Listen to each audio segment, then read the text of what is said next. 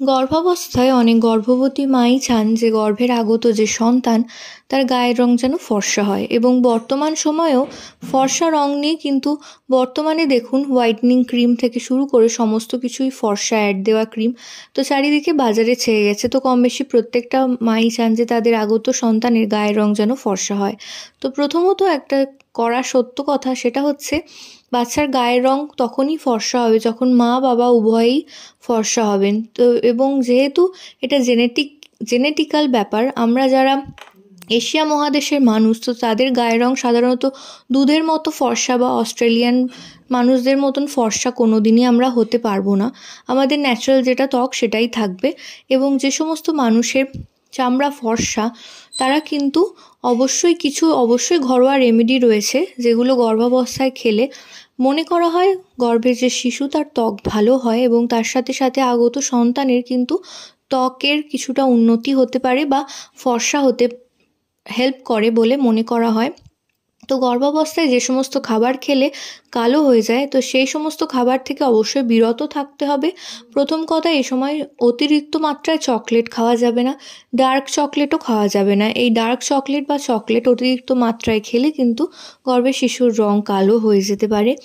এছাড়াও চা বা কফি জাতীয় খাবারও কিন্তু এই সময় অ্যাভয়েড করা প্রয়োজন, কারণ গর্ভাবস্থায় কফি বা চা জাতীয় খাবার খেলে কিন্তু গর্ভের সন্তানের চামড়া বা ত্বকে ক্ষতি করতে পারে, এবং তার সাথে সাথে কিন্তু গর্ভের শিশুর ত্বক কালোও হয়ে যেতে পারে। এছাড়াও গর্ভাবস্থায় কিন্তু কোল্ড ড্রিঙ্কস, অর্থাৎ বাজারে যে সমস্ত ক্যানের মধ্যে যে সমস্ত কোল্ড ড্রিঙ্ক বিক্রি হয় সেই সমস্ত কোল্ড ড্রিঙ্কসও কিন্তু খাওয়া চলে না এই সময়, কারণ এই সময় কোল্ড ড্রিঙ্কস খেলে কিন্তু গর্ভের সন্তানের চামড়ার শরীরে নানান ধরনের দাগ এবং যেটাকে বলা হয় ব্লু বেবি সিনড্রোম সেটাও কিন্তু দেখা দিতে পারে।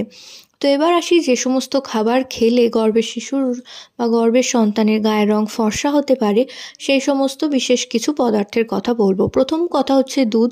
গর্ভাবস্থায় দুধ ত্বকের একটি উপকারী উপাদান হিসেবে মনে করা হয়, এবং এটা খেলে নিয়মিত দুধ খাওয়ার পরামর্শ দিয়ে থাকেন। দুধ শুধুমাত্র ত্বকের জন্যই না, গর্ভের সন্তানের মানসিক বিকাশ, দৈহিক বিকাশ সমস্ত দিক থেকেই কিন্তু খুব ভালো একটি উপাদান। এরপরে হচ্ছে টমেটোকে ব্লিচিং এজেন্ট হিসেবে মনে করা হয়, এবং টমেটোর মধ্যে ভাইটামিন সি থাকে যেটা কিন্তু গর্ভের শিশুকে অবশ্যই ফর্সা করতে কিন্তু সহায়তা করে। অনেকে দেখবেন ঘরোয়া রেমেডিতে ট্যান তোলার কাজেও কিন্তু কাঁচা টমেটো ব্যবহার করে থাকেন। এছাড়াও সাদা ডিমের যে অংশ, অর্থাৎ নিয়মিত একটা করে সাদা ডিম খেলেও কিন্তু বাচ্চার গায়ের রং ফর্সা হয় বলে মনে করা হয়। এছাড়াও চেরি ফল, নারকেল এবং বাচ্চার গায়ের রং ফর্সা করতে কিন্তু জাফরান দুধের জুড়ি মেলা ভার, তো জাফরান দুধ বা কেশর দুধ কিন্তু আপনারা অবশ্যই এই সময় ট্রাই করতে পারেন, কারণ মনে করা হয় গর্ভাবস্থায় জাফরান দুধ খেলে গর্ভের শিশুর গায়ের রং অনেক ফর্সা হয় বলে মনে করা হয়।